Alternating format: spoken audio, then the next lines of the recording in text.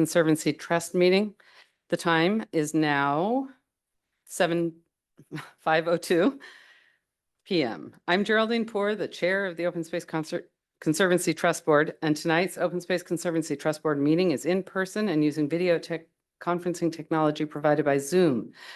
The Zoom video of this meeting is being recorded and will be broadcast live via Zoom and will be uploaded on the city's YouTube channel. Other public audience members are listening to the meeting by telephone or via the internet. Public audience members may be watching the meeting in person at the Mercer Island Community and Event Center, by telephone or online. Welcome to all and thank you for joining us tonight. Trustees, please turn on your microphones for the roll call, and if participating remotely, Hillary, please have your camera on. Will staff call the roll? Thank you, Chair. Councilmember Jacobson. Here. Trustee Gasper.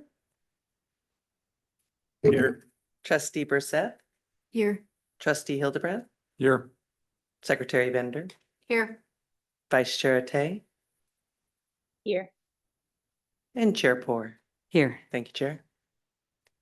Trustees, before we start the business of tonight's meeting, I want to suggest a few rules to help the meeting run smoothly. If a board member has a question, please raise your hand, and if participating remotely, use the raise hand function. I'll do my best to recognize trustees in the order in which hands are raised. Everyone will be asked to limit himself or herself to one question and one clarifying question if necessary, so that each trustee has a chance to ask questions before a board member is given another chance to ask a question.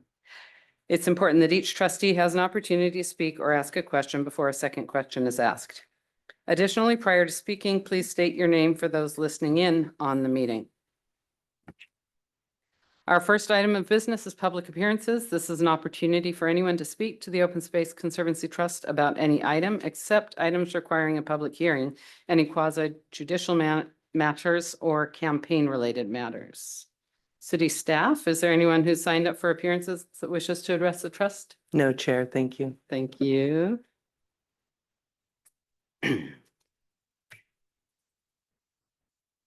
And we will move to the first item of regular business to approve the minutes from the July 18th regular meeting. Trustees may have a motion to approve the minutes.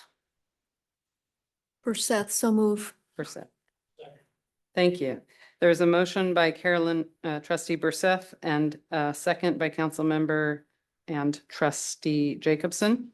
Trustees, please turn on your microphone and will city staff conduct a roll call vote?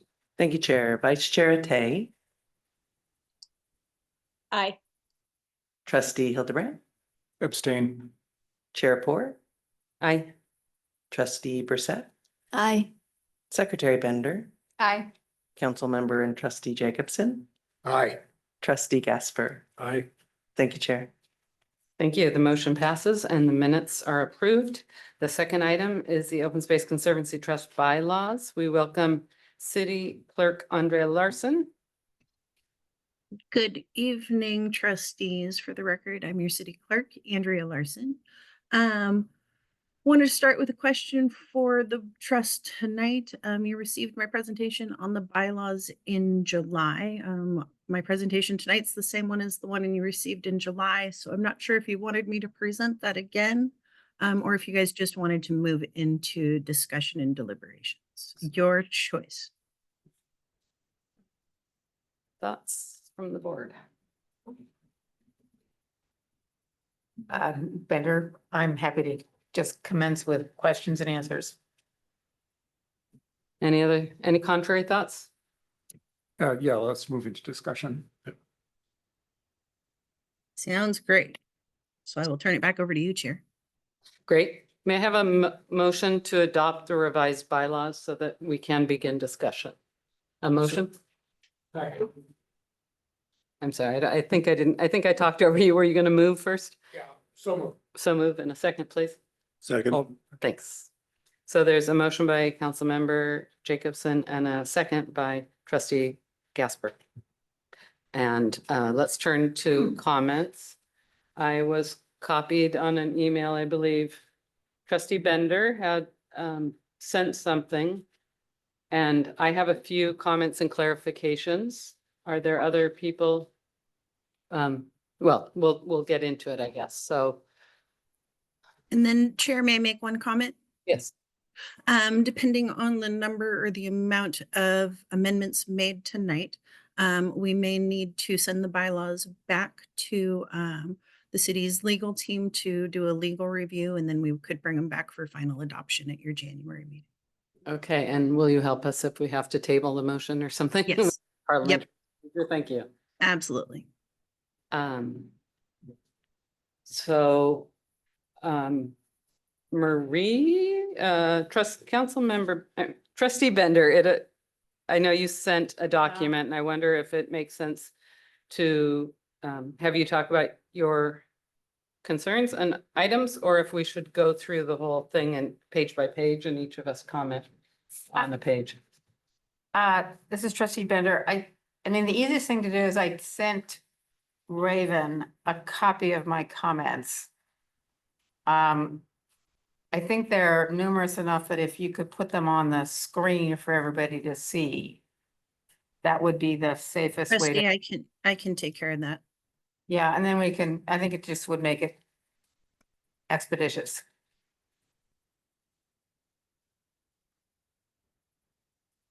And so I would propose if others have comments as we get on 1 year pages, or we'll go section by section. Yeah, let's Okay. do that. Can I ask maybe a dumb question? Yeah. Before we started, I might be king of those.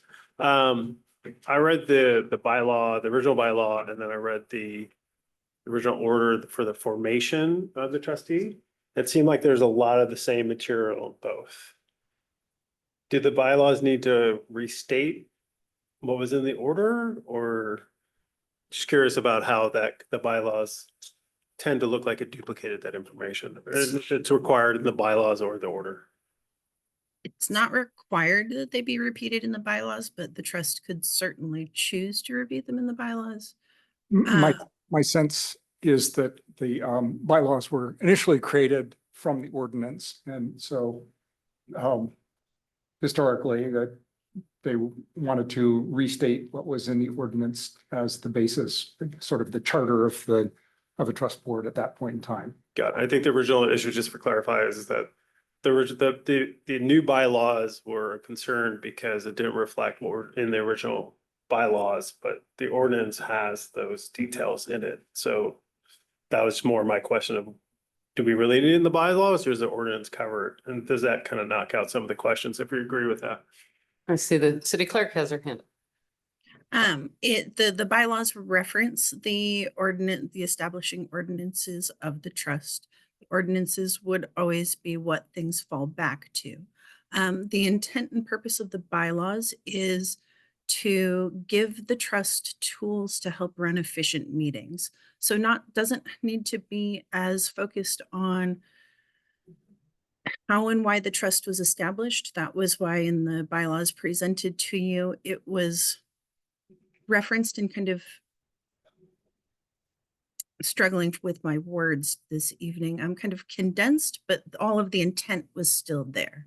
And that was just simply to kind of, this is what the trust does. And then the bylaws are, how do you guys run an efficient meeting? And what are some guidelines to help you do that? Got it. And the city wanted to standardize the bylaws across all groups so that everybody runs the same. That is correct. The trust runs slightly different, but some of how the meeting runs and how you interact with staff can be similar, even though the trust duties are different than some of our other boards and commissions. Okay, So, thank you. yeah, maybe what I should do is kind of explain overall what my approach was in revising these. The trust does function differently from other bodies. We have an ordinance that's specific to us and reflects differences in procedure and things like that. Overall, I have a predilection against stating the same thought in two different ways. So that explains some of the changes in here. But I also thought it was important to reflect our ordinance because we have sections like section 1 is purpose, function, and jurisdiction. Well, to the extent we're going to have a section in the bylaws that covers that, it seemed to me that it ought to be enunciated in the same way that it is in the ordinance. So that explains most of the changes in 1.1, for example. Up here, what this does is takes what's in our ordinance as our purpose, function, and jurisdiction and repeats it, Uh-huh. rather than come up with different language that's supposed to get to the same place but uses different words. Got it. So that's what's in section 1.1. Just, don't- just want to understand that the ordinance has how we operate, but the bylaws are how the meetings run.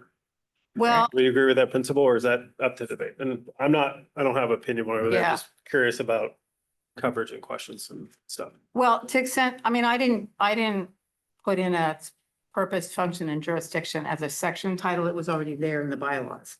It's proposed to us. It just seemed to me that if we're gonna have that section, then it ought to reflect what's in our ordinance instead of new words to get to the same place supposedly. Yeah, I agree with that.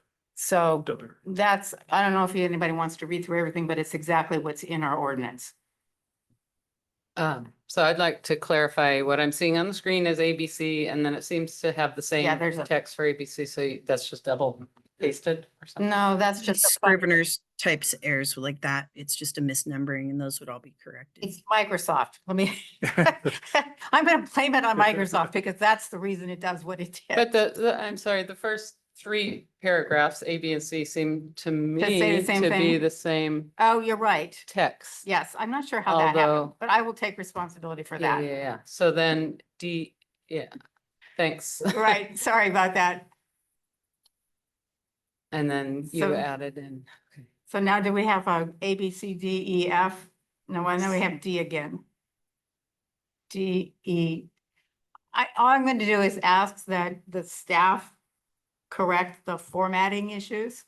Yeah, the formatting issues you don't need to worry about. Okay, I'm not going to worry. Those are about- also anything that's Scrivener's, which is formatting, misnumbering, Right. missed comma, a missed the, missed and, nothing Yeah. that's substantive, but is just strictly cleaning up the document. All of that'll be addressed in the final cleanup.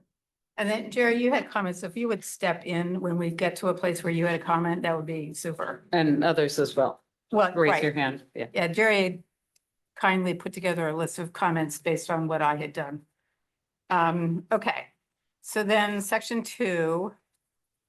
My only comment here was, I'm not really sure. In 2.1I, it says willingness to commit the necessary time to the Board of Trustees for resolution. I don't really understand what the words for resolution are intended to mean there. They don't mean anything to me. I'm pretty certain that was verbiage that was pulled from the ordinance. If you give me a second, I can pull that up. Would it be easier just to say the ordinance drives these things in some way? Like you have on the first page, it says, without having to spell it out, right? Pursuant to the ordinance, the Open Space Conservancy Trust shall follow duties responsibility as outlined in the ordinance. The ordinance, the master document, maybe just point to it. Yeah, that would be good. Because then if there's any question about the wording that's being repeated, you can refer back to the referenced document. Yeah, So I think the clerk is checking on, Andrea's checking on The words the for- words by for resolution. I guess my only thought on that would be, I think that's one workable way of doing it. It's a question of, does the city want to see something that reflects the function and jurisdiction in more specificity than go to the ordinance? I don't have a feeling one way or the other. I'm sorry, I was trying to research the last thing, but it sounds like we went back to the first thing and I'm not sure I'm tracking. Yeah, I think if you got to a place on the resolution question, that for resolution, we could hear you. Can't find that in anything. I don't see why it would need to be there. We could absolutely strike that. Okay, Just willingness to commit the necessary time for Board of Trustees. Okay. and then just. I'm not sure where that came from. Okay. And So, I agree, it doesn't add anything. right. Unless they're trying to say like for resolution of whatever issue is before the trust, But that's very poorly written in my opinion. Thank you. Okay, and then back to your original comment, trustee Gasper. Yeah, the point was just the ordinance supersedes this and the bylaws is just how meetings run. So anything that references how the trust functions and if it needs to be in the bylaws, my recommendation is just say review, go to the ordinance for the details of purpose, function and jurisdiction, because it's outlined there instead of having Yeah. duplicate content, maybe misphrasing or changing when the ordinance is what was passed. And then trustee Hildebrandt voiced agreement. Yes. Just as a matter of comment, city councils, what we've been doing, things like the comprehensive plan. And the rules of procedure or documents of this sort for other city bodies that incorporate by reference whatever the overwhelming or the founding statute. Mhm. The statute, so it doesn't have to be repeated, and if it isn't repeated perfectly, then somebody says, well, wait a minute now, Right. here, you got, you say X over here and it's X minus one. And so that's a practice, and Andrea will correct me if I'm wrong in this, I think, that we've been trying to follow to simplify all of our documents and have them in a, our rules of procedure flow from the grant of authority by the ordinance. So that happens to be something we've done. Doesn't mean it has to be done here, but that's just kind of a procedure we've tried to do to make things simpler and easier for people to look at. So that's, So, that I mean, really applies to 1.1 more than. I agree with that. I think it does simplify everything. So if we could just put in here, like trustee Gaspar suggested, we'll just say pursuant to ordinance B 93 and ordinance 96002, the Open Space Conservancy Trust shall endeavor or shall, execute its duties and responsibilities as reflected in section whatever it is in the ordinance. I think one thing you could say is are hereby incorporated by reference. And that imports the whole thing. Yeah, no, yeah. that's good. May I make a comment, Trust? Elsewhere. Yes. One of the things that I would say is the benefit of having a purpose, function, and jurisdiction in your bylaws, and why we had proposed a kind of abbreviated but reference to the ordinances was the bylaws can be a great tool for me when I get community members who are interested in volunteering on a specific board or commission. The bylaws can give them a quick glimpse at, without diving into the full ordinances or the full city code, of a quick glimpse of what that board's purview is. But I think what you're proposing is absolutely acceptable. I didn't fully finish capturing it, but that would be the city's only concern. Could you add it? Yes, they certainly can dig further into it. But that was kind of why why what was presented to you was presented to you. Was it just, it's a snippet of what you guys do. And then if they wanted to dive further into it, they could reference the ordinances. Yes, that makes sense. Could you add it as an addendum? I'm sorry, am I supposed to raise my hand? I think it's a work session. I don't know. I don't know. I'm not sure I understand trustee Yeah, Gasper. I'm sorry. Because they're already referenced and they wouldn't be incorporated into the bylaws, like they're incorporated by reference. Yeah, so you have the bylaw with an addendum of the ordinance at the end, just have it there. Or I wouldn't advise doing that. I think it's like, because they're their own, they're already posted. They're posted in the same location. I guess. Like we wouldn't attach the city code to a set of bylaws, which is kind of where I'm going. We would adopt it by reference. I guess my sort of recommendation at this point would be to do what Jake suggested, which incorporate by reference, but I would specify the section in our ordinance that enumerates the functions and jurisdiction. And I'd say that, and I understand your desire to have a document that's sort of a quick, easy reference, but our ordinance is actually pretty short and straightforward. So I don't think it's like getting the planning commission commissioning document, which is probably much more extensive than ours. So, Guys' is actually more difficult. Your guys' is the most difficult. really, okay, I stand corrected. I still like the idea of incorporation by reference. So this is what I would propose it to be, because it's slightly different than the other plans, because they're what you're ruling, so you're doing it pursuant to the ordinances to execute the duties and responsibilities as stated in the adopted. And isn't Which are necessary. hereby incorporated by reference. Well, that's what pursuant to means. Yeah, that's what pursuant to. It says that in what's stated. Okay, And then do we delete the A through E? yes. Okay. And then. Then do it we becomes like move a to one section sentence, 1.1. 2? Thank you. Clerk? Okay, you had a thought on 2.3.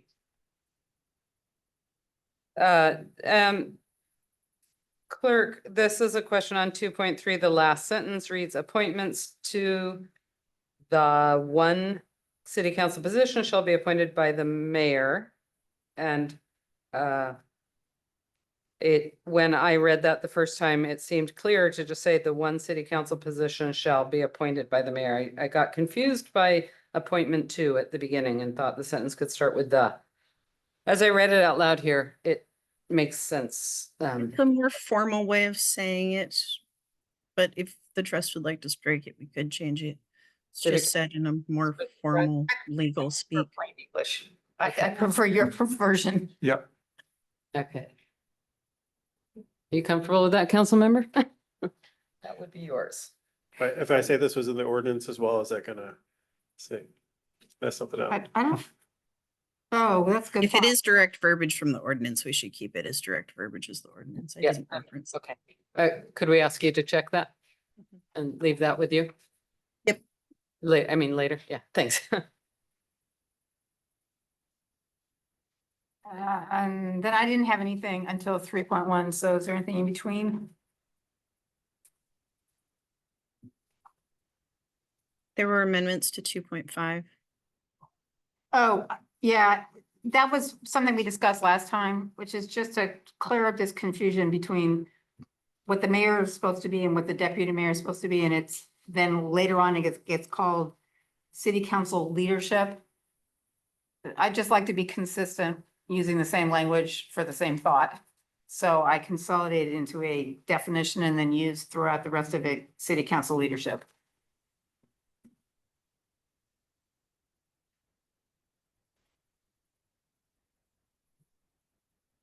So it picks up again the second time in section 2.3C.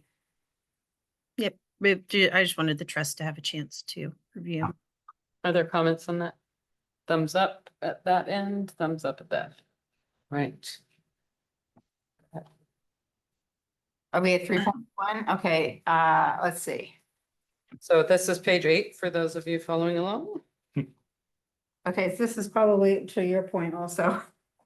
Brian, the prior bylaws had been specific that a chair could run for 2 consecutive terms. It was dropped out of here. I don't think it's actually necessary, but I was just pointing out that we previously had a standard. May staff reply, Chair? Yes, please. It was intentionally dropped by staff. There can be benefit for the boards and commissions to not have term limits on the officers if the officers are willing to continue serving. It can have benefit to switch it up as well, but there is some people really enjoy chairing a meeting and some people don't. So by just taking out the requirement that they can only serve 2 can give the trust stability if it so chooses. Stability is maybe not the right word, but Yeah. I hope you understand what I'm trying to say. Right, and I agree with that. I just wanted to make sure everybody understood we were making a change. Which letter was that? That was in E or F? 3.1. Oh, 3 One- points. Okay, great. Great, page 5. got it. Okay.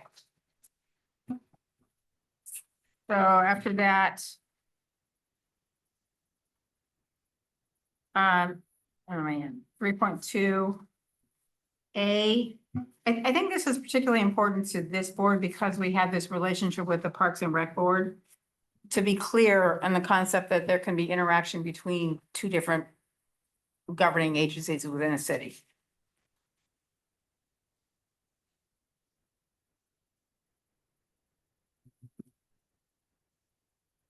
Could you articulate the change or should we read? Yeah, so, do you want me to read it to you? I added to the sentence. In consultation with the vice chair, the chair appoints trustees to serve as. It said originally as liaisons to ad hoc committees, which doesn't discuss really the concept of ad hoc committee that might be us and the Parks Board. So I changed it to serve as members of boards, of board ad hoc committees, or as liaisons to ad hoc committees of other bodies. So you've got the concept of ad hoc within us and ad hoc between us explicitly.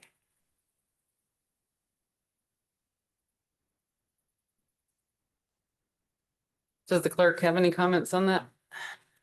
I think it said it before. I think the city has no, the amendment is fine if the trust would like to make it.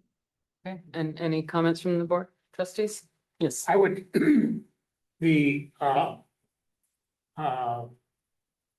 would leave out the word ad hoc in the second phrase there, because you may want to add someone who's a liaison to the Parks Commission, not necessarily some committee of the Parks Commission, which may or may not exist. I'm okay with that. Councilmember Jacobson, may I respond? I just, or liaisons to other bodies, Yeah, since there may or may not be ad hoc committees. clerk, yeah, please. I would say that that would be a decision of the city council if we were gonna set up standing liaisons. And that may not be appropriate for the bylaws here. Well, I guess I would comment that, at least in the Parks Commission, I know when I was the liaison to that, not a member of the board as I am. There were ad hoc committees that were appointed at the pleasure of the several different chairmen of the Parks Commission to look at various. Yes, ad hoc committees. I'm talking just the standing, like you referenced, appointing a standing liaison to the Parks Commission. I would answer that appointing a standing open space trustee liaison to the Parks Committee would be a decision of the city council. And then if the city council made that decision, it would be brought back and we could add it to the trust bylaws. I'm sorry, I didn't follow what you said there. Yeah, if I can jump in, listening to both, I thought the council member's suggestion was to take the ad hoc that describes committees. So liaisons to committees instead of liaisons to ad hoc committees. And is that, so, That's where my concern is striking that ad hoc. Because if you wanted to make a liaison to the parks, if the Open Space Trust wanted to make a liaison to the Parks and Recreation Commission, that decision would need to go to the city council, and the city council would be the deciding board to add a liaison from the Open Space Trust to the Parks and Recreation Commission. Well, So I'm the Open Space Trust is welcome to set up as many ad hoc committees that are your purview of business as you guys would like to, that staff can support you on. But just setting up standing liaisons that aren't to ad hoc items, I think that decision would rest with the city council. Well, I think your position is unduly restrictive, frankly, and I don't know the city council, and I'm speaking for myself and not my 6 other colleagues, has any real dog in the fight for what a board or commission wants to do if it wants to coordinate with another board or commission. And that's what, in fact, I would bet that if you put that to a vote, the council would unanimously pass, city council would unanimously pass, say, yeah, you want to appoint a liaison to some other to work more effectively, go right ahead. And I I don't, would be happy to refer the question to the city manager for an answer. okay, fine. I will, since I'm meeting with her more, I'll discuss that and I don't, Like, I'm not trying to be defensive, council member. I just, and welcome, and I absolutely agree on an ad hoc basis. It's only on a like standing basis that I believe that city council would be the deciding body. well, okay. So it sounds So- like we may have enough changes that we'll take this up in January anyway, and Okay, So far, the changes would be, you guys could adopt if you want tonight. Or we can delay until January as well. It's absolutely the trust's decision. We haven't made anything yet that I would think would trigger a legal all right, review. well, being let's put required. this, we'll Take- remember take- this one. Take a note Yeah. to review the importance of the ad hoc in that phrase, and we Yeah. can move on. Thank you.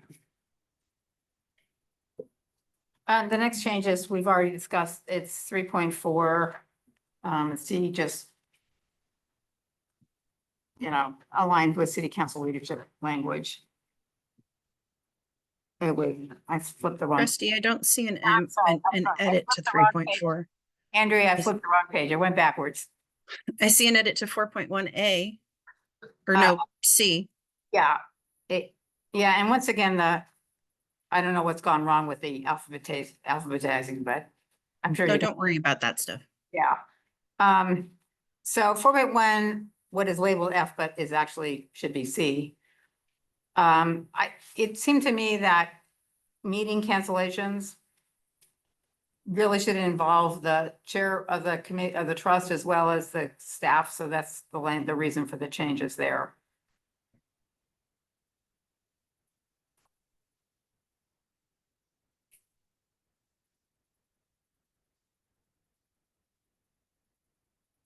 Do I need to read it to people? Perhaps. Okay, so, C would now say, any meeting may be canceled by a majority vote or consensus of the Board of Trustees. The chairperson may cancel a meeting for lack of agenda items or absence of a quorum. The mayor or city manager may cancel a meeting due to adverse weather conditions or an emergency. This is in part based on my past experience that setting the agenda was always something that the staff coordinated with the chairperson. And it seemed that that should be reflected in the cancellation policy as well.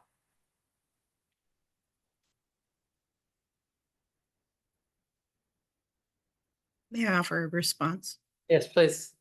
The other people are included mainly for flexibility if the chair is not available.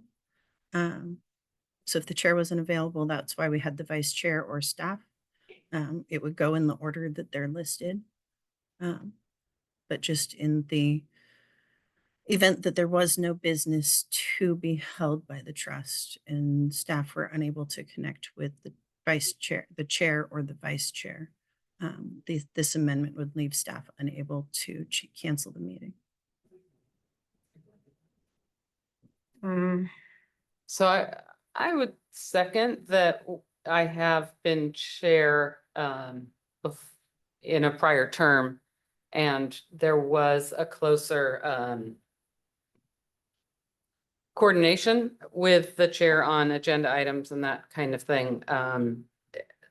And by the way this was written, saying the chair, vice chair, or staff liaison may cancel a meeting, left me, I understand where trustee Bender was coming from on that the staff liaison might not consult with the chair on this. So I wonder if there is a way of working it in.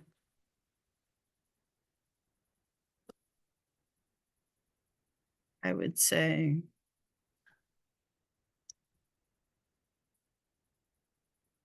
So the normal way of handling part of that would be the chair, or in the absence of the chair, the vice chair. So there's a clear hierarchy of who decides.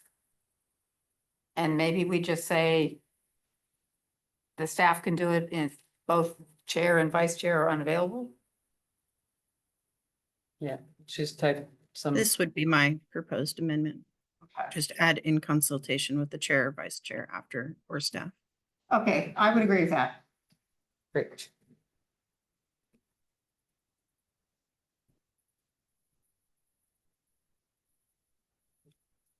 Thank you. Hey, then I don't know, do you have anything? I have a clarification question on item D, which, What number? 4.1D. And it's the last sentence, which reads, in the absence of a quorum, members present shall adjourn that meeting to a later date. And it's been my experience in other groups that without a quorum, the committee may meet in order to hear presentations and that, or the committee may stay on site in order to hear the presentations that are being offered, but not act on any official business. And the language here says they shall adjourn, made that not possible. And I wondered if there was a reason that that was. It would not be possible if there was business being conducted. So tonight's meeting, you could be adopting your bylaws, which would be official business being conducted. If we didn't have 5 members present, we couldn't do that. If you're just receiving a presentation, it could change to not being the official meeting and you could receive the presentation, but you couldn't. It's more limited to kind of receiving the presentation, can't discuss, can't make decisions. So you just become more limited in what you could do. Yes, but rather than, Yeah, I would suggest language, which is the members present may meet, but may not act on business items. Or something around that. Is that? Due to the OPMA, we can't say you can meet without a quorum.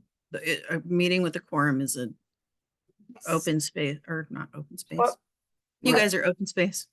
What you're intending, Jerry, is adjourn, but may thereafter receive presentations. Some language, because I think what Andrew is trying to do is not have a meeting, I understand, not yes. use the word meeting. So maybe. And I think that you guys could do that even with how it's stated in the bylaws. Remember, these are guidelines. You guys have the ability to go, we have Lizzie here tonight, and she was really geared up to give us this great presentation about one of our open space properties and the things they're doing. We're not doing anything on it. We're still going to listen to Lizzie. You guys absolutely still have the ability to do that with how it's currently written. Okay, yeah, now Okay, that good. reading it through those eyes, I do see that, so thank you. Then I go to 4.2. Do you have anything before that? No. And actually, Andrea, you can disregard my changes to 4.2A because you made changes that are fine. You specified. This would be our recommended amendment. oh, actually, before we go on to 4.2, I want to discuss the requirement for roll call voting. Seems like it's rather heavyweight for the kinds of matters that we discuss in this forum. And I believe it's a standard part of the Robert's rules that after a vote has been taken, there can be a motion to have a roll call if there's any member present who feels that the result of the vote as stated by the chair is not accurate. And so that motion presented and seconded would require a roll call vote.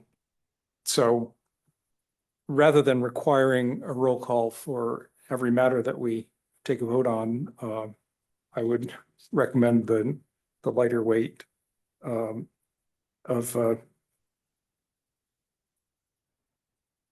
Unanimous consent. Yeah. At least make a round and see if there's unanimous consent or dissent. And if that occurs, then there would be the opportunity to call for a roll call by anyone of the board assembled. So. One thing to bear in mind is that we are a public body, and if you go back in history a little bit, from 2016 or maybe before that until 2020, many things the city council had done with thumbs up, thumbs down. And so people would say, well, who voted for this or who didn't vote for it? And I think it's an accountability thing. And I think it's important for the public to see that somebody either agrees or disagrees with proposition or simply abstains. And I think it's a public relations thing that we do with the public as a public body. And we do that at the city council. And not everything the city council does is perfect. I'd be the last one to suggest that, but the other bodies that I've been involved with, utility board, Parks and Rec, and most of the others have been doing that since 2020. And I think it redounds to the credit of the organization that's taking that vote, as well as to the governance of this asylum. That's my personal opinion, and, you know, I wouldn't be offended if somebody says you're full of crap. You wouldn't be the first one to say that. I don't feel strongly about this. I just, But I think. Mayor, may I respond? Absolutely. It is also, as Councilmember Jacobson referenced, it is the standard way for our boards and commissions and city council to vote is by roll call voting. Trustee Bender. Yeah, and not to belabor the point, I think Tom's point is pretty well taken. It's unusual for us to have anything controversial to talk about here. But his only point is, if there is unanimous consent, we can dispense with a roll call. If there's not unanimity among us, then there would be a roll call. So I think, Councilwoman Jacobson, your concern is addressed if we specify that there has to be unanimous consent in order to avoid a roll call, but otherwise there will be a roll call. May I counter, trustee, that you may not always know if you have unanimous consent before a vote is called? Could be, okay. I mean, like I said, I'm not feeling strongly about this. Yeah. I'm just being clear. I think that was a good discussion. Helped me think of it in a different way. And why don't we go on then? So 4.2, the city clerk, you can use your language or my language. It doesn't matter to me in terms of what goes into 4.2A. Yeah, I think the 4 times a year, this is what you guys have been doing, is meeting January, April, July, and October. And I think it's also consistent with our other boards that meet quarterly. Okay. 4.2B. I just went back to our prior bylaws where we had specified that a special meeting may be scheduled by the request of a majority of the Board of Trustees. I do think that's important that we continue with that policy.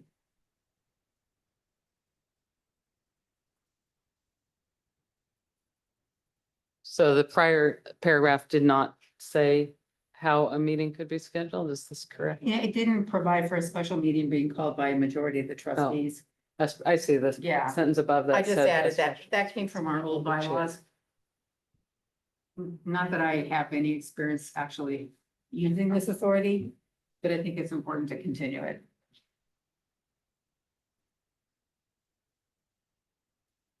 I agree with that. Any concerns? No Has- concerns from the city. Okay. I agree with that. Are you on, may I speak to 4.3B or do you have something? No, go ahead. On 4.3B, I remember a meeting of this board where 70 people showed up in the audience, and we didn't know how many wanted to testify in public. And so to me, having the firm mandate of 3 minutes per speaker left me thinking in a situation like that, we might have ended up with 210 minutes of testimony. And I wondered if it could read 3 minutes unless special rules are invoked or something like that. For a unique situation where you're talking about off-leash dogs or other issues. The comments are one that I would advise the board to tread carefully with on limiting. 3 minutes to speak is the city's standard from city council and the other boards and commissions. We don't want to be seen to limiting people's chances to meet. Yes, it could mean you have 3 hours of public comment that you receive. So We it- have had evenings of 3 hours of public comment we received. But the city's opinion's been that if the residents are coming out to speak on an item, that we would like to allow them the time to speak. Okay, so that's consistent with the city council? That is correct. I think Councilmember Jacobson was in the meeting where we had over 3 hours of public comment. I think the other, at least the utility board and the Parks and Rec Commission, I believe, have used the 3-minute rule. And there have been some times of city council where we've had extensive comment about stuff, but that's, that's the price of having, having elected officials listen to their constituents. And I remember one time we had over 3 hours worth of public appearance comments. And Yes, having been on the other side of the microphone, I think three minutes is pretty short when you're trying to put a point across. So I wouldn't want to limit that. All And right. I withdraw the. just to suggest that it's within the power of the chair of a meeting to suggest a continuation of the meeting if not everyone can be heard within the time that's been allotted for the meeting on that evening or Great. at that time. So The chair always has that option. Okay, So we are now, I think you had a comment on. yeah, I have one more in Yeah, four that's- point two. So a question to the clerk. I expected to see new business here under special business, regular business, other business. Is it appropriate to include new business also? We can't introduce new business in a public meeting without it priorly being on, or it's not, actually, let me rephrase that. It's not best practice to introduce new business to be discussed during a public meeting at the meeting. Chair, are you trying to reference, I have a vague memory from July of maybe trying to future agenda items? Is Sure. that what you're trying to speak to? Because we could add something under other business that could be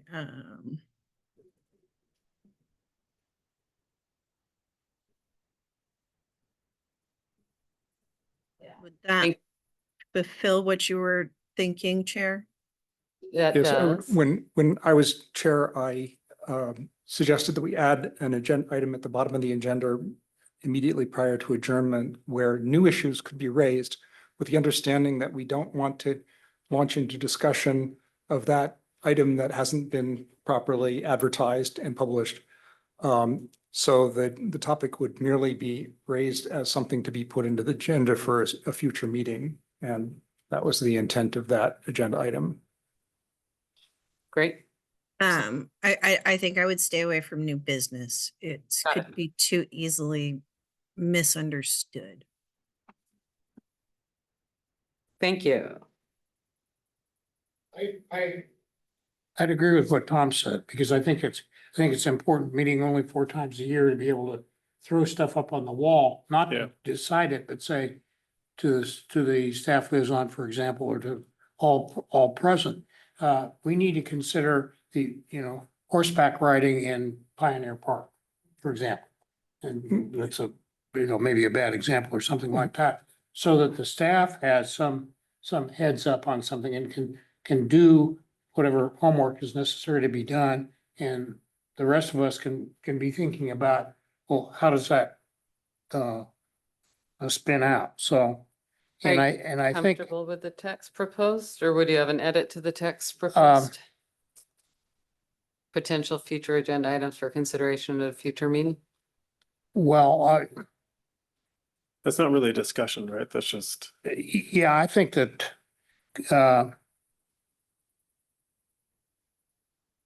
I think limiting discussion on the staff liaison's report is, I think that's an unnecessary limitation in my mind. Because Councilmember Jacobson, the staff report's just like the city manager report. I beg Um, your pardon? The staff liaison report is intended to be just like the city manager's report, where it's just kind of an update to the trust. Well, I don't think that, I'm not sure. It's not in the same place.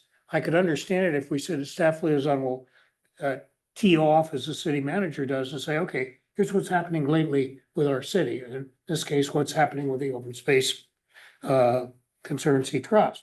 However, if the staff liaison person says, we're looking at or we're considering XYZ, I think the people ought to be able to say, well, okay, that's a great idea. Or have you thought about XYZ? And so I would have, if you're gonna do something, if you're analogizing the staff liaison's report, city manager's report, then it ought to go up to the front of this thing. I would counter that it doesn't matter where on the agenda it is, it can still consist of the same information and that it's just information being delivered.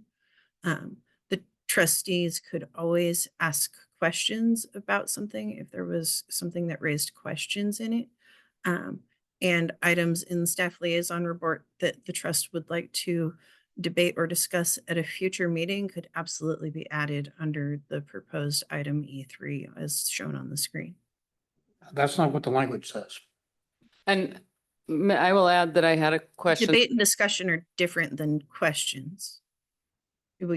It's the staff liaison's report isn't the time to debate whatever it is that Sam might be, or Lizzie might be reporting to you on. Well, then that ought to be at the front of the meeting. Like the city We manager. could move it to the front of the meeting, but I would say it really doesn't matter where in the meeting it comes. It's just a report to deliver information. Well, The other boards, and some do it at the top, most of them do it at the end of the meeting. For most of the boards and commissions, the city manager report is one of the only ones that goes at the top.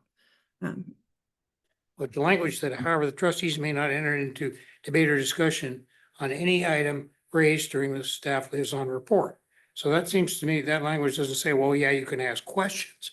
And so I think it's unduly restrictive.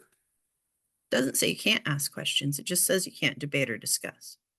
And Well, clerk, could you? How do you discuss oh, without questions? Yeah, could you, could you clarify the line that you're seeing between discussion and clarification and? It's in one. If Sam were to deliver a report on Pioneer Park and benches in Pioneer Park. I don't know if they're actually benches. I'm scrambling off the top of my head to develop a scenario. But Sam delivered a report about donation benches in Pioneer Park. And one of the trustees had a clarifying question of, are the benches allowed in all the quadrants? I would deem that that's not discussion. That is just a clarifying question about something that went into it. If after Sam's response, they then continued past the clarifying question, I would think that I would say that then we're broaching into the discussion area, and that is where we need to be careful because the public isn't aware. The whole purpose of this isn't to restrict the trust, but is to provide transparency for the public and anybody who may be interested in the business the trust is doing. If you're starting to debate or discuss an item that was delivered to you in the staff liaison's report, the public isn't aware that you're discussing or debating that item. Oh, sorry. That's why I said you could bring it back so that we could properly notice it on an agenda. And if you had more than those clarifying questions, we just add it to a future agenda item and then we can discuss it to the happiness of everyone on the trust. Thank you, clerk and trustee Bender. So I'm in agreement with Jake. I understand what you're trying to distinguish. I think the common understanding of the word discussion would include raising a question. So my preference would be to say may not enter debate on any item raised. But if the council seems to think that the word discussion needs to be in there, then I think it needs to say, yes, may ask clarifying questions, but may not enter into debate or discussion. And then I think we all have to understand that if we have more than a question, a clarifying question, we then go to section 3, potential for future agenda items, request that it be included so that there can be a debate. Does that make sense to people? I agree with that. I think there's gotta be a way for us to, Delve sound- into it. yeah, it sounds like we can't. Changing it so that we can and have a future debate or discussion about it, not debate, excuse me. Will allow Or us in- to happen. Encourage the staff liaison to make the report part of the regular agenda so that it can be discussed. And send out ahead of time. Even if it was part of the regular agenda, he wouldn't have, typically with those reports, he's putting it together up until the last minute before the meeting. So just moving it on the agenda wouldn't necessarily open it up for discussion. That item really is intended to be a informational item. don't to you agree. guys. And I would tell you another thing, and then once again, this is one city councilman's opinion of something, not to be construed with, 7-0 vote. But frequently, one of the things we ask when, one of the chairs comes and reports to the city council, which happens, more often with perhaps utility board and parks and rec and this kind of thing. We say, well, have you considered this? Have you considered that? So, and so if the answer is, well, we couldn't really do that because that would be a discussion. And then you That's start different. talking about words and the city council, or at least this city council person, really wants to hear what the subject matter experts, which are the 6 of you and the staff people have to say on a subject, and hopefully it's been flipped around. It's been turned around and turned inside out and said, well, on the surface it's a good idea, but here are the pros and cons of it. And that's one of the things that one of the reasons we have these other boards, because none of us have the time. We won't take the time, let me be more charitable about that, to melt every issue down. We also assume that members of, whether it's this group or the other groups, will consult with the public about stuff. And so I don't see any advantages to this language, and I see lots of disadvantages, both from a institutional city standpoint and from this group's, this board or these trusts, the trust itself consideration. And bear in mind, we only meet 4 times a year. So if we say in April, well, gee, you've recommended here. So my clarifying question is, do you really think that horses should be permitted in the Angstrom open space area, which is what you're suggesting? And then we wait for 3 or 4 months and you say, well, yeah, we do. And in the meanwhile, anyway. Yes, So I- so based on Hey, discussion, Trustees, in that situation, you could choose to call a special meeting. I will also counter that chairs coming to speak to city council is entirely different than the staff liaisons report, which is just Sam delivering information to the trust. Yes, when chairs come to present recommendations to city council, there is absolutely dialogue.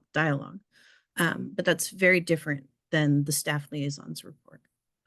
Well, then that's unique to this organization, because that's not been the case in the other, my other liaison duties at all. based on this discussion, Oh, no. I think that's where we're getting confused, Councilmember Jacobson. Yes, in your staff liaison, in your council liaison report to the city council, they can absolutely ask questions. This item E1 on the screen is strictly talking about Sam's presentation to the trust. It's not talking about what you say to the city council under council member reports.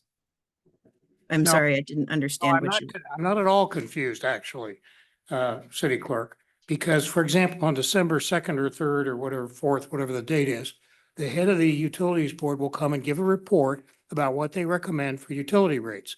And Yes, uh, but we're talking about a staff liaison report. We're not talking about the chairs reporting to the city council. So I'm confused how sorry the you're confused, but utility board chair presenting to the city council applies to the staff liaisons report to the open space. So, can we take up, would you like to respond, council member, and then we'll hear from trustee Hildebrandt? sure. Or- Okay, based on the discussion that's been going on, I would like to propose that paragraph E1 be removed. And so that the staff liaison may make a report and it would be considered regular business. Are there comments from the clerk or members of I the board? wouldn't advise doing that. I would have it as a standing item. We could move it to the top of the agenda as Councilmember Jacobson suggested. But having it under a regular item of regular business, it still wouldn't be an item that I would have, that would be open for discussion or debate on what he's reporting, because what's reported in the staff liaison's report isn't listed on the agenda. Okay, trustee Bender has her hand up and I would like to ask a question too, and Gasper. Great. Thank you. So, I strongly align with Councilmember Jacobson's view. I think a staff report ought to be able to be discussed, however we want to discuss it at a meeting. I don't know, I suspect the legal separation is more likely. If it wasn't on the agenda, we can't actually make a decision. But I don't think that should mean we can't have a discussion. Um, That's kind Okay. of where I would come out on this. and the comment from this trustee is again, alignment with the comments here. As you presented this, Clerk Larson, yeah, my eyes aren't, okay. I understood you to say it's a matter of transparency to the public. And I would hope that anyone from the public who was interested would be watching the meeting and be interested. So, and as trustee Bender just said, I wouldn't expect we would be making any action based on the discussion because that would not be allowed. So I also am struggling with why you would not have discussion. Trustee Gasper, please. Thank you. No, I agree with everything that's been said. I just want to comment that if I read the ordinance and it may be wrong, I'm understanding, but it seems like the council controls the budget. We manage. If we don't know what's happening ahead of time and we can't have a discussion about it, how do we manage? And so I think that the statement of not enter into discussion, I think debate is proper etiquette. You shouldn't, you know what I mean? It's not the form of debate, but I think questions and discussion allows the trustee to manage. Having that in there, not saying it, allows us not to manage. I think also getting the staff liaison report ahead of time would be critical to help speed this things up so we could come in an educated fashion and have a discussion about it rather than being educated in the meeting and then not having a lot of time to think and put together thoughts around it, which inevitably would mean delays, and then we're going to add it to the agenda for a later date. So I think those are my 2 points is I think we should be allowed to discuss and have questions, and it'd be great to have the report ahead of time so that we can discuss and manage appropriately for our constituents. I see that the clerk has deleted the word, discussion, the words or discussion. If that's the will of the trust, the city doesn't advise this change, but if that's the will of the trust, we can make this change. They ask clarifying questions, if that calls into question the part of what we can do. So Go ahead. I guess Go I ahead. would then just remove also the may ask clarifying questions and just say, however, the trustees may not enter into debate. So delete the addition you're saying? Yeah, Whoops. no.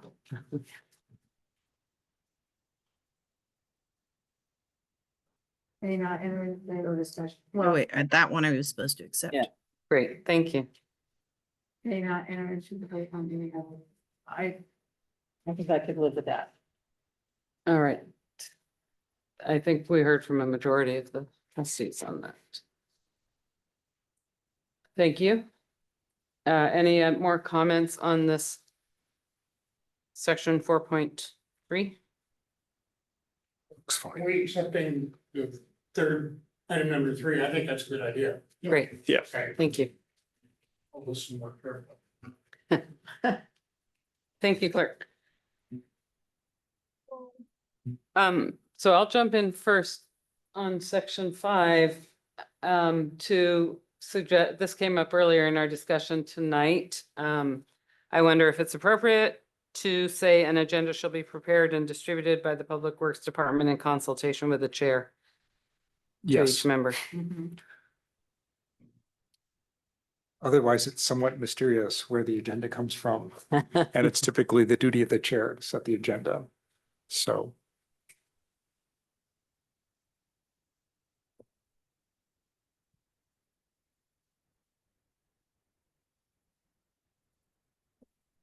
In consultation with the chair, or are you thinking about that?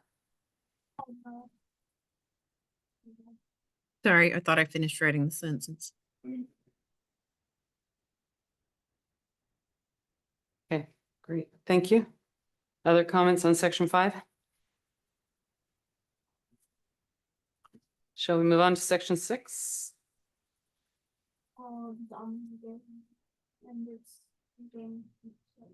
One from you.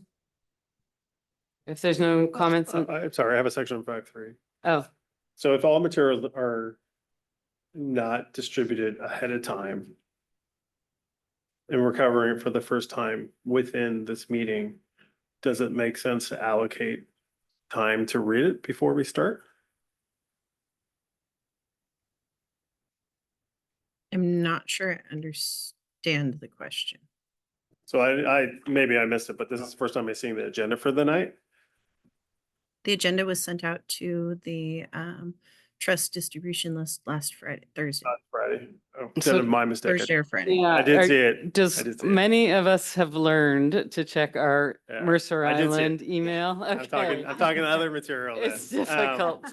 Like the liaison report or Yeah. that kind of stuff. Is there a method that we can read? If we're not going to get it ahead of time, it'd be great. We have a second to read it ahead of time. Oh, I will comment that like the staff liaison report, it's really just supposed to be kind of high level information about what's going on in the city. So one of the reasons that staff work on it up until the last minute is to kind of bring you the most up-to-date information. Because it's not things that are necessarily actionable, just, hey, the pumpkin walk is coming up on October 27th. Maybe you So want it's to not come down to material. Mercerdale and check out the pumpkins. I retract my comment. It tends to be more of a keep us in the loop with what other people are doing. Got it. Thank you. great. Now let's move to section 6, if there are no council, trustee Bender. Well, given our earlier conversation about the beginning, it seems to me that maybe we should have section 6 now, again, just incorporate by reference our underlying ordinance. Because what's here ought to be verbatim from what's in the ordinance. I agree with that.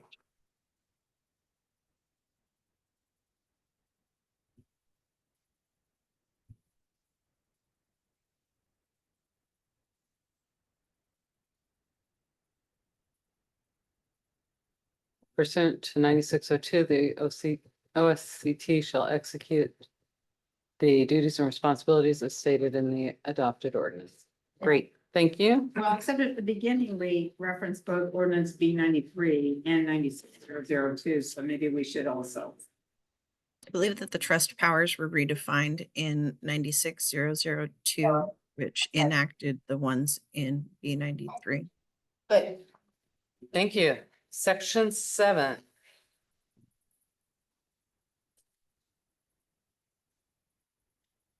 Tell me where to stop. Okay, well, in 7.1, I had a similar reaction to that of Councilmember Jacobson by the last sentence in paragraph 7.1, the staff liaison. So there were prior discussions, the staff liaison shall answer questions of parliamentary nature that may arise. And then the last sentence reads, the staff liaison shall decide all questions of interpretation of these bylaws. And I don't know a situation, I can't give you an example of a situation, but it seems like if there were disagreement on site in a meeting, it might want to be deferred to the council, the city manager or something. And I wondered if It was to provide you with a tool in your meeting so that your meeting could continue if there was a disagreement amongst the trust on within how to staff. proceed. I see. How do others on the board read that last sentence with the clerk's clarification? Typically, the chair decides those issues. So it would be the staff liaison can be a resource, a parliamentarian that the chair could refer a question to. But I think it's too strong to say that the staff liaison shall decide all questions. It's really the chair who decides after the question's been referred to the staff liaison for guidance. Agree. Thank you. So I would suggest striking that last sentence. Shall provide guidance to the chair on all questions. I appreciate that edit. Do you like the edit made now? Yes, If it's parliamentary in nature, your staff liaison is going to be your parliamentarian or Yes. know those things. It just makes it so that you're not hamstringing the person who might have your answer. Great, thank you. Yep. Other comments? 7.1, 7.2, 7.3. 7.4. 7.5, sorry. Yeah, at 7.5, I'm curious why 48 hours is here when it's 36 hours in the city council. What is the thinking about having a different measuring stick? It was previously 48 hours in the city council rules of procedure. That was an amendment that was made this year. The bylaws amend, the revised bylaws project for our boards and commissions has been ongoing since 2023, trying to work through all 6 of the boards and commissions. We could change it to 36 hours. This is just what the other boards and commissions have adopted is 48. I suggest we do that so we have a standard procedure for all of us The that are council. volunteers or paid help. And I'll, The rest of the boards and commissions are 48 currently who have adopted the current bylaws or the revised bylaws as presented. I would support 36 to keep in parallelism with the council. I also wanted just to make sure that we highlighted this and discussed it among the board because I don't think it's been the practice of this committee to follow this. I know when we had our meeting with the Parks and Rec commissions in March, we were a lot more formal about submitting comments in advance. And so if we are going to adopt this, no surprises rule, as a staff member in a different public jurisdiction, I will say I support no surprises. And I appreciate the language here that says trustees will use best efforts to provide staff advance notice. So. And the other one thing I'd clarify, Chair, is it's really substantial stuff. If you have questions or this and that, amendments that aren't necessarily substantial, that the intent's to give your other trustees time to digest whatever you're proposing, especially if it's substantial.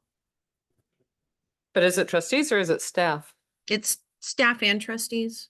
You'll send them to staff. Staff will, if there's time, disseminate them out to the rest of the trustees. I see. A good example would have been had we received trustee Bender's revisions earlier, staff would have sent them out to the entire trust so that everybody would have them at their fingertips.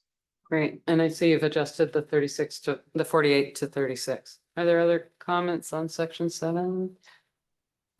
I go back to section 7.4 for a Yeah. second. And I'm feeling a little, this is trustee Bender.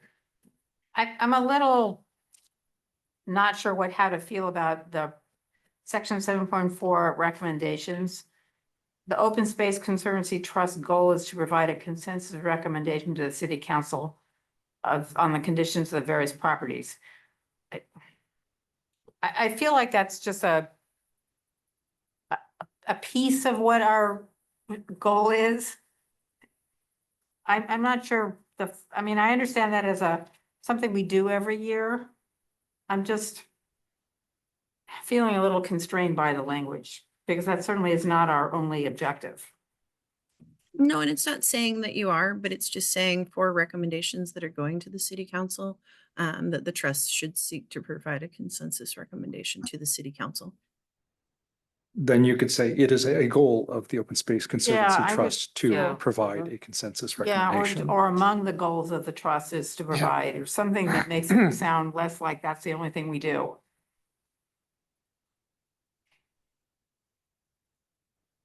I guess it does say that, so I'm not tracking, I'm sorry. Well, the way it's stated right now is we have a singular goal. Now Wait. I'm tracking, thank you. That was what I needed you to say. Yeah, okay.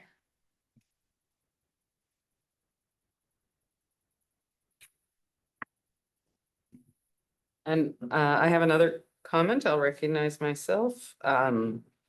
I read this and was surprised that it did not include, I believe that in our founding documents, there's a requirement either for the council report or the future year's work plan. I think it's the report is due to the city council. Whoops. To the city council. And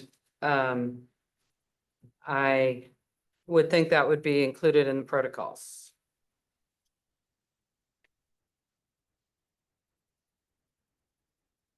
That could have very well been one that we just missed. We could add that. I sort of felt like that's what 7.4 was trying to address. 7.4. The recommendations section. Yeah, I mean, I agree. Yeah, I mean, I could see that as well. But if the trust wanted to spell it out in more detail, the annual report would also be submitted to the city council. I don't think that it's necessary. I think that it would absolutely, we could add it or not add it at the trust will. I would like to see it added. Yeah, I would too. I think it should be added and I think to criticize the city council, I don't think that we are rigorous enough about asking boards and commissions, okay, what's going on in your bailiwick? And we always have plenty to do, but I think that's good. And I think setting a time, whether it's January or July or something at some point, and then that can be incorporated into the city council's agenda so that every July or whenever it is. we'll Hey, get a- Sam. When I know you have a schedule for presenting the annual report, and we've discussed that. Do you remember when you've been taking the annual report to city council? Our work plan says July, I think. What I is? don't believe it's been that late in the year. It's been like Q1 or Q2. Yeah, that was my impression also, like. If I may, I think we talk about it in the Open Space Trust's January meeting and then present it or put it in the agenda for council maybe in like early March or like late, something around there. I don't have the specific. That I remember. tracks with me. And I found the reference I was looking for, which is Article 4, paragraph 4, at least annually review the status of the trust and report, report to the PACB. What was that? Oh, see, you're looking at the old. Oh, I'm looking at the old Ordinance. one. Sorry. I think and I think early in the year it's a good idea, and among the reasons for it is that, we as a group may say, you know what, we don't have enough money to get rid of the bad, blackberry vines and ivy and this kind of stuff. There's not enough money, and that allows the city council to have a budget amending ordinance to put more dough into that particular category. And it may well be that recommendation is, fostered by our staff liaison people, so, which has sometimes happened in the past with other boards and commissions, but, I think that's something, and I think we should be looking at that and be listening to what the staff has to say about, is the open space trust properties being properly supported? Thank you. And trustee Bender? So, Councilmember Jacobson, could I interject something here? Absolutely. Which is, we have always sent a report to the council annually. When I was chairperson, and to my knowledge, no chairperson has ever been invited to the council meeting to discuss the open space. Not in my 4.5 years. I, especially now that we have a specific zoning for open space and the consideration of the city's open spaces is, in my view, a broader issue. I would hope that the council might consider inviting the chairperson to come in. Well, I'll be perfectly happy. I have to make reports for anything I'm a liaison to. And we have a meeting here in 2 weeks or so, and I will make a recommendation. We set a hard time that the chairman comes in and does that. And that's the sense of this group, Well- if that's in fact the sense. Are the other boards doing the same thing? Does the Parks Yeah. Commission chairperson come in and talk to you? Parks people do, certainly utility board does. I don't mean to put you on the The spot. disability board does, because that Yeah. has some budget. So some of them are more episodic than regular. But this is a regular part of the city's business. I mean, these parks go on. So I think if that's the sense of this group, I will certainly say we need to set a date, and there are 7 of us that feel very strongly about that.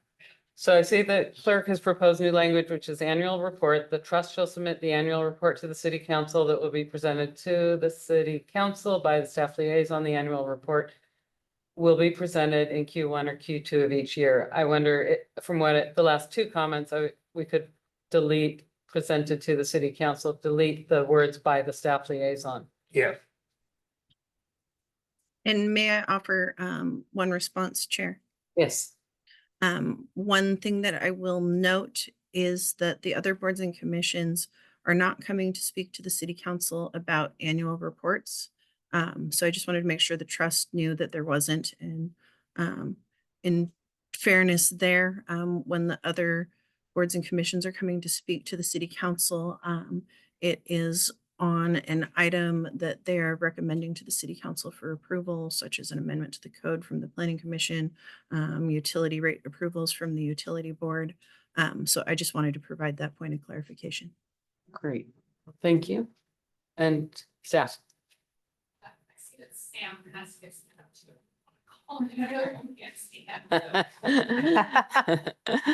up.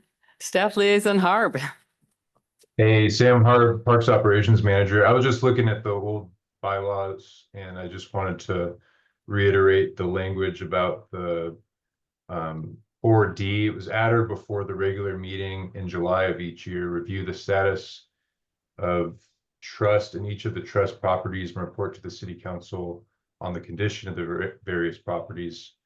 I don't know that we need to have all that verbatim, but that's just what the language was in the previous bylaws. I think Q1 and Q2 works as well. We've typically presented that on the consent agenda and somewhere in the March council meetings. Thanks. Did you provide, you just read that out loud. Was there a section reference or a number reference? Yeah, so it was on page 4 of the previous bylaws, the last section. for D. Great. Okay, thank you. Let's keep going. We're nearly seeing the light. Comments on 7.1, 7.2, 7.3, 7.4, or we're up to a bigger number yet. I have 7.7, yes. maybe a wordage. Trustee comment. Gasper. Thank you. Under 7.4 recommendations, talks about the various properties with any recommendations concerning how the trust properties may be managed. Which alphabet or the beginning? Beginning, Oh, 7.4 recommendations, line 3. Recommendations concerning how the trust properties may be managed. Is it maybe, or is it how it should be managed? If I look at the ordinance, it was pretty clear that we manage, not Mhm. recommend or we maybe manage. Sam, do you have a response on that?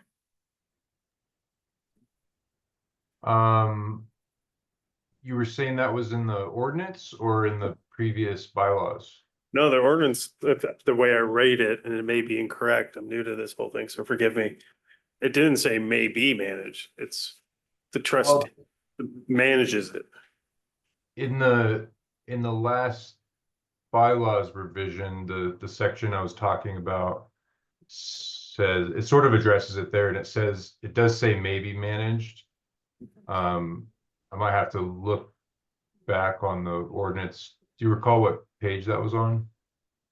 I do not, but the ordinance supersedes the bylaws, and so it should be, Consistent.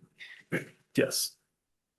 And I don't remember the words maybe, it seemed pretty strong that this trustees would manage. Yeah, I might have to just take some time and look for that.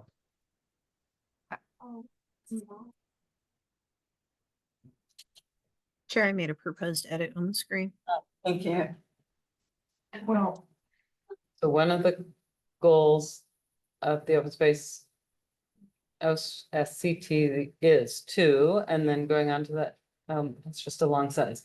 One of the goals of the OSCT is to provide a consensus recommendation to the city council on condition of the various properties with any recommendations concerning how the trust properties are managed to preserve them as open space properties and other recommendations on how the purposes of the trust could be better accomplished.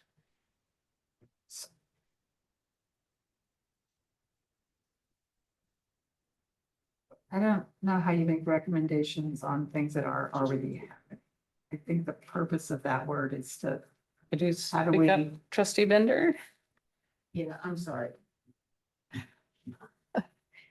I I think, think anything, I think. sorry, some trustee. Recommendation, the words maybe are actually correct. Because we're looking to the future as opposed to what is existing today. But maybe it shouldn't be, maybe it should be. Could be or should be, So here's, or just plain give recommendations on how to preserve and manage them. I do actually see this language in this So pick up B93, In the ordinance, in B93, the but original. I'm not Okay. sure I have the 96. So in the B93, Article 4, Section 4. Any recommendations concerning how the trust properties may be managed to preserve them as open space properties and other recommendations on how the purposes of the trust could be better accomplished. So I think that's consistent. okay, So, if we're okay with it, I'm fine, I was just going off the intent of what I thought I read in the ordinance. And trustee Bender? I'm just a little concerned that we've kind of gotten some overlap now going between the annual report concept and the recommendations concept. It seems to me like what's in the recommendation paragraph is it should be reflected in the annual report. But they could be separate things, trustees, as well. Okay, If the trust was asked to make a recommendation on incorporating a new piece of property that was donated to the city to be open space on accepting it into the trust. That would be a recommendation to the city council that the trust would make that would be totally separate from your annual report. I'm just imagining something you could make a recommendation on, but that's the kind of recommendations that are being talked about in this sentence, and the intent of it is for and it will also have recommendations about the properties as it states, but it could be both. So, and one of the subjects. Just that you could have your report, but you could also have separate recommendations about the open space Okay. properties. I'd say is maybe that should be its own bullet out here at 7.3. But I think she did make annual I report. did make, yeah, it's a whole new bullet, so totally separate from the recommendations. It's its own. The trust will do this. Right, I mean, so for example, one of the things we discussed here a number of times is, at what point and how do we incorporate the concept of climate change into how the trust properties are being operated? How does that evolve into a conversation that goes to staff, goes to the city council? I don't know what exactly the appropriate audience is for that recommendation. But I'm sort of, if we don't have a regular make recommendations sort of obligation, I'm afraid that things just kind of never happen. No, you absolutely have that as the bylaws are presented. And then you also have your annual report. Okay, so And our maybe work plan, the annual right? report needs to have, okay, all right. I think we're hearing, is it Sam and Lizzie? We would expect to have a work plan draft in January. So, yeah, Yeah, that's correct. And trustee Bender, to your point about like some of the recommendations and things, most of the stuff we've talked about have been more minor things that, our crews are working on, but when we're talking about like, some of the restoration reports and things like that, I think that's where we can kind of get into the weeds a little bit on some of our strategies as far as, what we're doing and, climate change, science and things like that. So, just want to keep that in mind. all right. Are we through with section 7? Are there any more comments on section 7? Section 8, sorry, I We will should wait. just make, never mind, Okay. sorry. Section 8 talks about review and amendments to the bylaws. And then there are the appendices. So no comments on section 8, right? Appendix A, parliamentary rules and motions. Any comments? Trustee I- Hildebrand. I don't recall whether we accepted that we could have a unanimous vote in place of a roll call vote, but if so, then we need to reword point 16 on appendix A.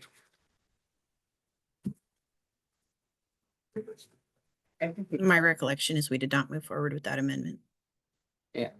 All right. Okay. Appendix B speaks to the meeting code of conduct. We've always been a well-functioning board, I believe. Appendix C speaks to staff communication guidelines. Any comments?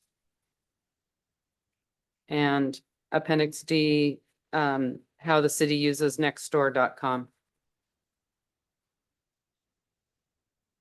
So I think we had one open item back at the beginning. Thank you, trustees and our staff for a very thorough discussion of the bylaws.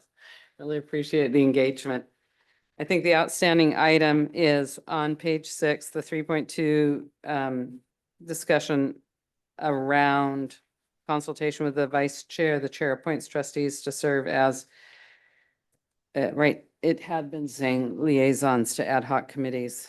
And I think there was proposal to, talk to the city manager about that. I'll take care of that. Okay. Email you all back. How much discipline I've subjected to for suggesting it. Voted off the island? Yes. Say it. Voted off the island? Could be, just, I paid off my mortgage, but maybe. So clerk, would you bring it back in January? That would be my question for the trust. None of the amendments that were made this evening would require further legal review on the trust. If you do want to seek further clarification on section 3.2, we can bring the bylaws back in January. Process forward to move to that, I would say remove the motion that was made at the beginning of the discussion, and ask for a motion to bring the amended bylaws as amended on October 17th, 2024, back for final approval at the January meeting. Who would like to make that motion? That two-part motion? So moved. Do we have a second? I'll second that. All in favor of removing the motion that we had on the table to approve these bylaws and second part, bring them back as amended in January with a potential clarification on section 3.2. Please say aye.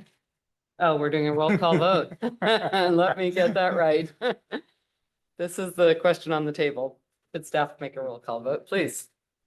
Thank you, Chair. Vice Chair Tay, Aye. Trustee Hildebrand, Aye. Chair Poor, Aye.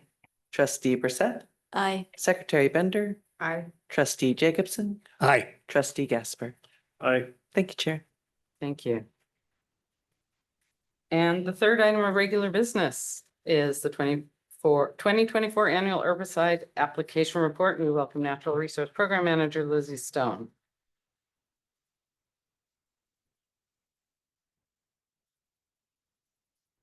Thank you.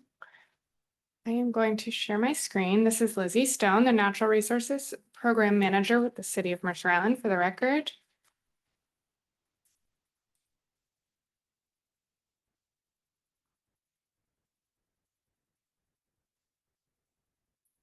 It's working.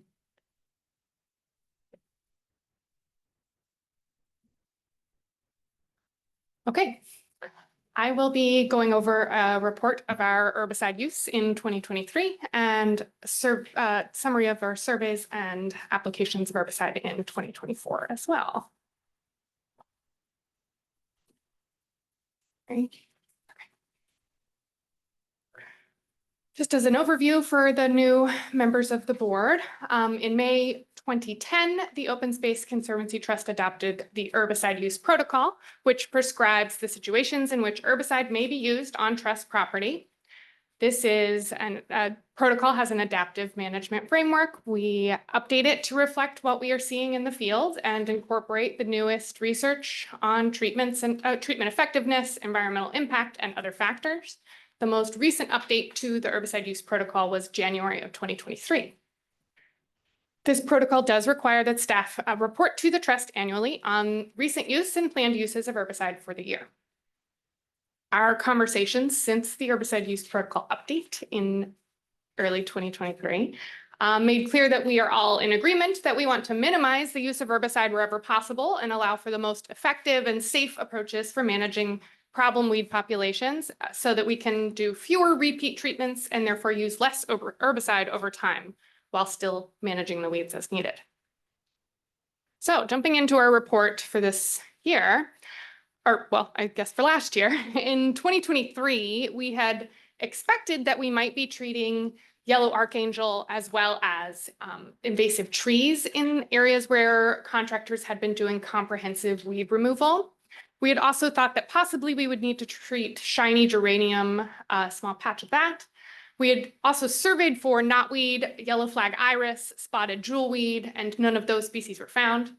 Ultimately, the shiny geranium population that we were worried about was small enough that we were able to remove it by hand in 2023, so no herbicide was needed there. Our contractors that were doing comprehensive removal, where they did encounter invasive trees, they were able to manually remove them. They were small enough sprouts, seedlings, that they were able to pull those out or dig them up by hand or manually. Which means that we only ended up actually using herbicide in Pioneer Park and on trust property on 2 patches of yellow archangel in 2023. As a little bit of context about that weed, yellow archangel was first identified and treated in Pioneer Park way back in 2010. And there were some pretty large patches that were hit pretty hard, and the initial treatment was largely very successful. It eradicated 90 to 95% of the population.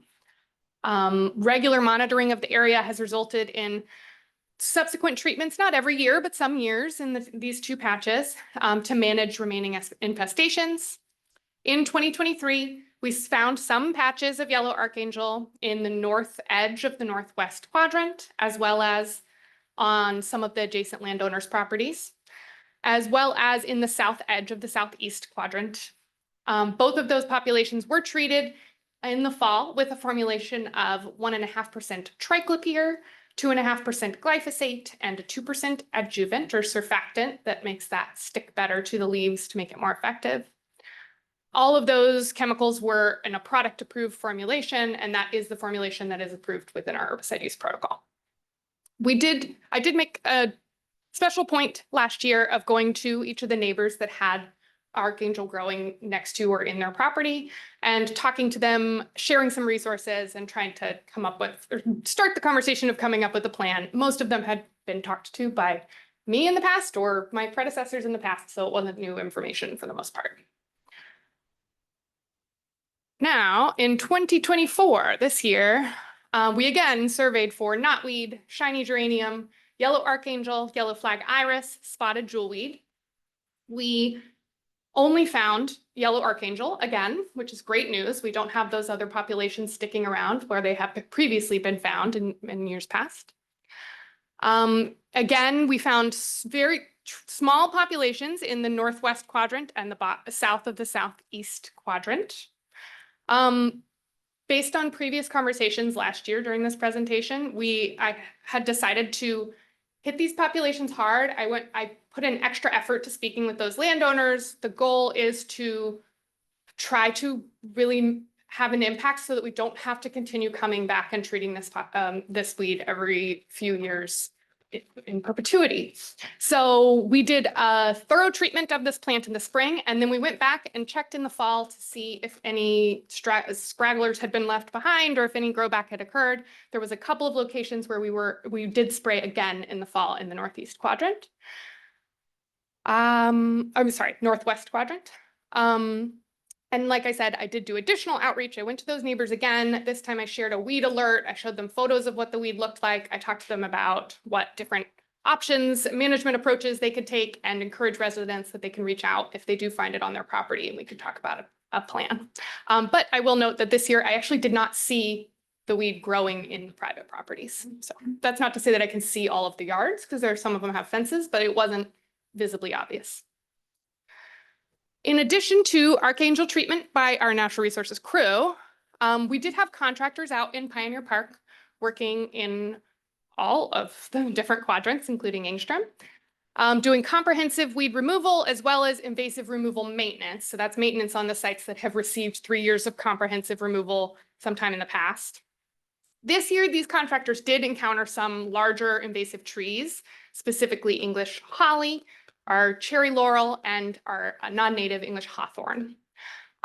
Those were treated in accordance with the herbicide use protocol for larger plants, larger trees, injecting the base of the tree with a dry, stable imazapyr capsule. Those are called copperhead shells. So we can inject them directly into that plant. So it's a targeted application. For the smaller trees that were too big to be manually dug up, but too small to be injected, we cut the stems and painted them directly immediately with triclopyr, as outlined in the protocol. We did have 2 project sites that I showed in the kind of hashed pattern there, where there were some invasive trees, but also there were some instances of our non-native blackberry where it was growing up through a native plant, maybe up through a salmonberry, and it would have been impossible to dig up the root of the blackberry without also uprooting the native plant or damaging the roots of a native plant. So in those cases, the contractors did cut the stems of the blackberry and immediately paint on a targeted triclopyr application. I do want to point out that I recognize that this makes it look like there was a lot more weeds in 2024 than there were in 2023, and that is not the case. It is just that we didn't encounter these weeds in the zones we were working in 2023 that needed to be managed in this way. We are expanding the area of the park that we're working in each year, and we're enrolling new areas in comprehensive removal cycles. So the areas shown on this map are the areas where we were working this year that they were found. That's not to say that that is a full survey of all of the invasive trees throughout the entire trust property, right? I think that's all I needed to clarify there. Yeah, okay, so that is actually my entire presentation. That is the work that we did in 2023 and the quote unquote plan, but it's already taken place for 2024. I want to open it up to any questions that you may have about that. Yeah, thank you. Lizzie, if we notice, for example, yellow archangel in somebody's yard, do we offer to treat it, or is it all their responsibility? The city, my staff are not allowed to work on private property, and we're definitely not applying herbicide on private property. So that is the homeowner's responsibility to manage that species. So that is one of the challenges with this work. Yes. Because I don't know how, I guess my question would be, how accessible are the kinds of chemicals that you're using for that on our property available to the private property owners who may have offending species? That is a very good question. So the chemicals that we use on yellow archangel, for example, are glyphosate and triclopyr. Both of those are chemicals that you can find in, like, the glyphosate is a Roundup product. So those things can be purchased at a big box hardware store. The sticky part is that we use on private or on city property, we use aquatic approved formulations always. But the aquatic approved formulations, you do have to have a special license in order to apply them. And so all of the staff who are working with those chemicals do have that license. So unfortunately, the stuff that you buy in the hardware store is not that aquatic approved version, because you would need to have a license in order to get it. So that's an unfortunate reality. That is not but homeowners, if they're willing and interested, could bring on a contractor that has that license and is able to do that work if they so choose. Do we have a list of those people who are appropriately licensed to use the aquatic form of it? I do not have a list of those private contractors that are able to do that. I'm not sure what is involved with city recommending specific individual businesses or like, I'm not quite sure how that works. And I don't actually know if there's like a list that's published on any, not that I'm aware of. Is there a list like that? I know one thing that we do is on the checking on backflow preventers. There's a list of approved backflow preventer certifiers that the city's put out. And if you have one of those people do your deal, and you're good to go for a year or however long that is. And I don't know whether that analogy would apply here or not. Something, let me just mention it. It might be something to be looked at, and particularly if the private properties are the ones that are reseeding the problems we have. So Thanks for that suggestion. Yeah, I would want to check in before I agree to making that list and posting it, because I don't know if it would have to be an exhaustive list of all of the contractors that have that licensure, or like how, Right. what exactly is involved with making that public and the city like vouching for those people. But I struggle with that when talking to homeowners and wanting to be able to recommend things. And so, Yeah. your point I is know well made. there's a thin line, and it may be, that what we did is do an RFP for the backflow perimeter people. I say we, the city may have done that, I don't know. But Sure. that's, anyway, Thank you. some I food for thought. do recognize that plant, having seen it in places besides Pioneer Park. Mhm. Trustee Bender. Right. Just what I suggest, maybe there's a professional organization you could just send people to. And that's another avenue of introducing people. That's something I will look into. Any other comments from trustees? I have a question. Yes. As we're walking our quadrants, is there like a list of things we should be looking out for? Because a tree looks like a tree to me, and I don't know the subtle differences, so. Any help there would be amazing. Trustee Gasper, have you heard about our forest steward program? I've gotten volunteer work, but not. No. We do have a lot of opportunities to learn about those various different plants, and maybe so the herbicide use protocol as published on our website does have a lot of photos within it. So that might be a place to start. It also has the names of the species in a way to look them up type of thing. But I encourage you to, if you feel so inclined, attend one of our volunteer events or one of the like educational opportunities available and ask those questions where I love talking about that stuff. Okay, I do the volunteer events. I definitely know what a blackberry bush is. Good, that's but great. Not much else. I don't think that pointing those out to me will be particularly helpful at this time, but hopefully in the future, when you can point out individual ones, that's how we know we've done a good job. So And- forestry, got it. And may I clarify, you said on the web is where our herbicide protocol is. Is that on Open Space Conservation Trust web page? Or I would be interested in knowing where that was if you are able to send an email. I believe it's on the Later. Pioneer Park Yeah, website or like page on Got the it. city's website. thank you. It has, yeah. And trustee Bender, did you? I Thank you. was gonna once again suggest maybe this fall, have a walk for the trustees, an informal walk, which would be an excellent way for awesome. you to That'd be awesome. see what's good, bad, and indifferent. I will also put a plug in for, I did the mushroom walk. It was wonderful. So,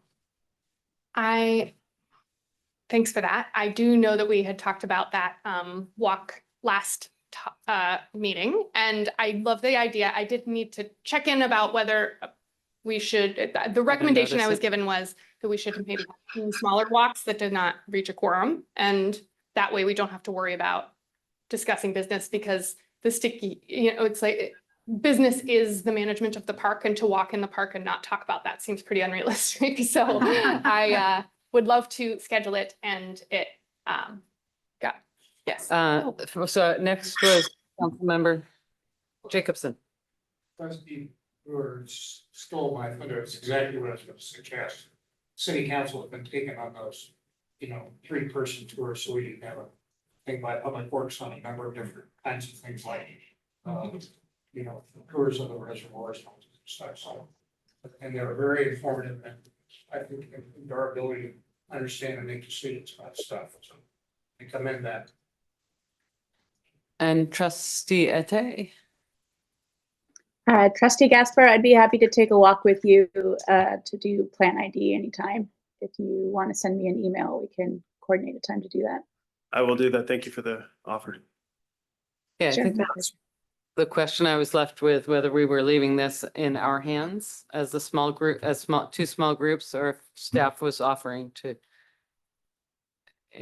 lead us. It's either way is fine. I just wanted to, Hillary, thank you for offering to take trustee Gasper.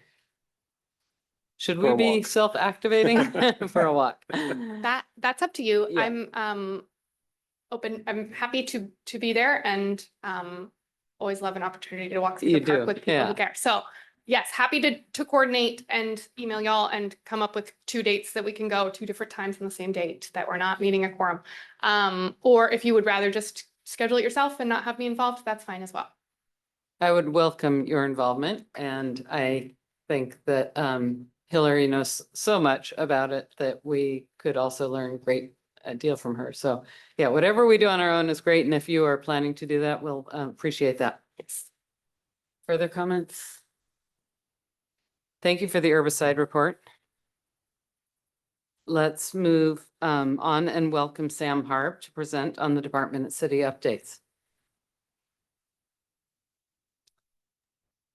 Thanks. Now I'm gonna pass it back to Lizzie to do it in person. Thank you. I am going to present on the city updates as soon as I can figure out how to swap my PowerPoints over.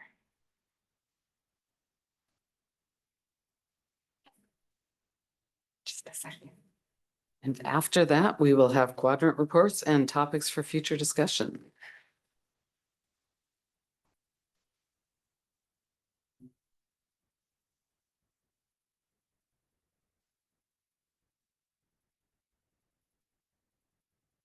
Excuse the delay. It's a lot of clicks. Ah, it worked. Thank you. Here is a department report on happenings in the city that are upcoming and have happened since our last meeting.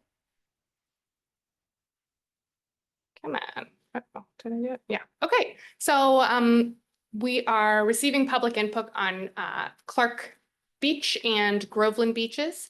The city has launched a digital survey to collect information about how people use those parks. Those are the responses are being accepted until October 22nd. So if you haven't filled it out yet, you should please do that. We will be combining that input with background analysis to inform the planning process for those 2 parks. There's a Let's Talk page shown there. An update on the pickleball courts at Luther Burbank Park. Recently, they laid asphalt on those pickleball courts. We still anticipate that we will be able to play on those courts by the end of this month. There will be temporary striping there, and then the final surface will be put down in the spring. So with a ribbon cutting. Okay. Sorry, pop-ups here. Next project I wanted to mention is the Luther Burbank Boiler Building. There's been a lot of progress on the work that they are doing to retrofit that building and improve it. This has been going on for several months now, and substantial completion of this project is expected to happen in about 2 weeks. Pretty exciting. A big one for me is that we have our kickoff to our planting season this weekend. On Saturday is Arbor Day. We are going to be at Gallagher Hill Open Space. We will be planting close to 800 trees and shrubs with a group of, so far we have 65 volunteers registered. We have Pagliacci pizza that's being donated to us. We're going to have snacks and all of the tools and gloves and everything you might want will be provided for you.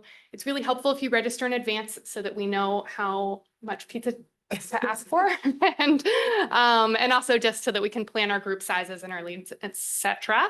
You can sign up through the city's website or by following the QR code on the posters that are around. There will be a trick-or-treating event in Town Center on October 25th for young folks. There's also a pumpkin walk that's happening on Sunday, the 27th in Mercerdale Park. Encourage you to attend.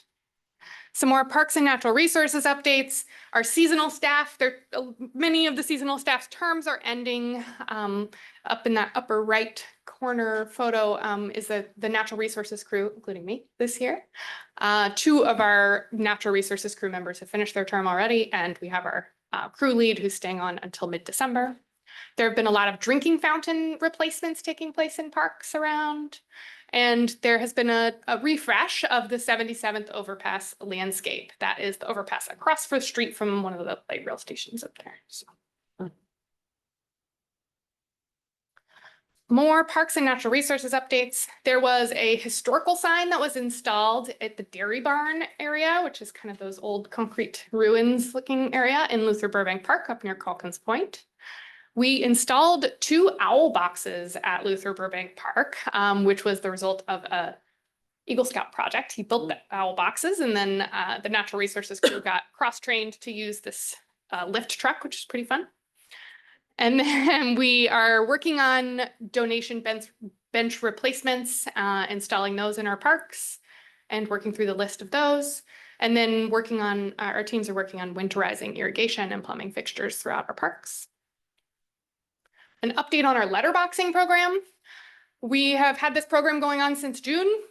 We have passed out many, many booklets, and the booklets are due to the community center by October 31st. We so far have gotten 16 booklets returned. Hopefully we'll get another flush of them before October 31st.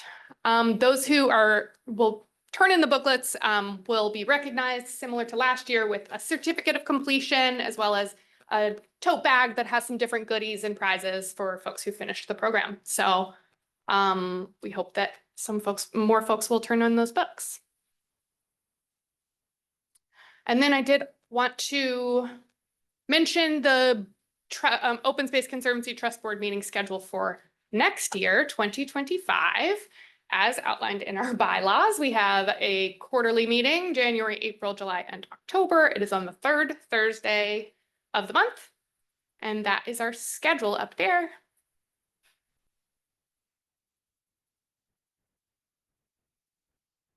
And I believe that's my last slide. Trying to figure out how to make a clarifying question out of this, but those letterboxing, I remember Oh, yes. Leap for Green and making some stamps. So I hope that you get to look at all the stamps that people. Me put. too. Yeah, that's my favorite part. Yeah, it's delightful to hear about that.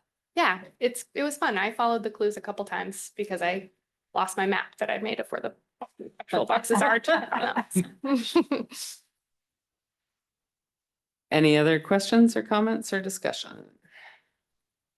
Yes, trustee Bender. I again don't know quite how to make this a clarified question, but I was interested in what is going on at the property across from Keys Park.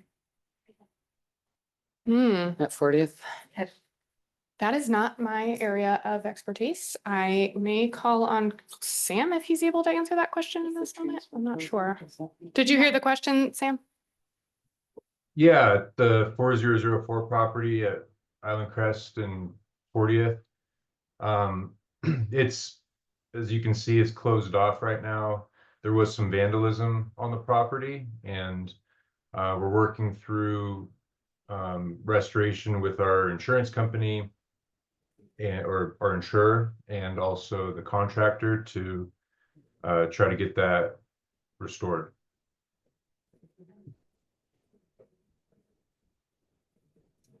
So again, I'm not really sure how to appropriately proceed. Just go for it.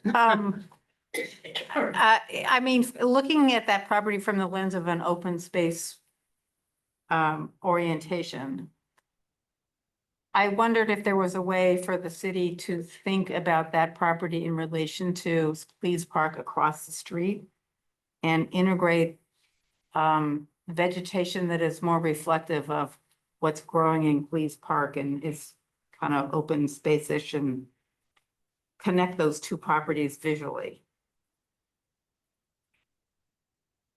I don't know who to say that to, but I thought I would just say. Yeah, the property was purchased specific, I believe, to transportation funds to kind of open up the sight lines, and there might even be future work to open that up more, or you know, change the corner, or things like that. So it's not necessarily considered a park, although for all intents and purposes, looking at it and being able to walk through it, there's a path, and enjoying it, it's very park-like, but it's probably not going to be a dense forest like an open space.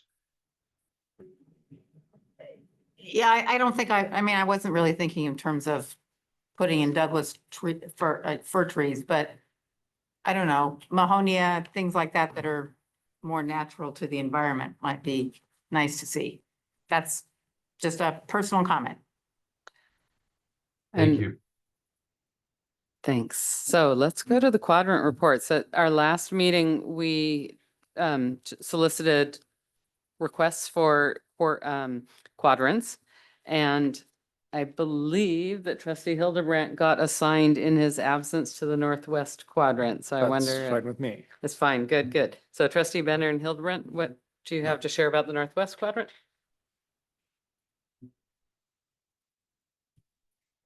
I defer to, Well, I haven't been there the last 2 weeks, but quite a bit recently, and it all seems to be in really good shape.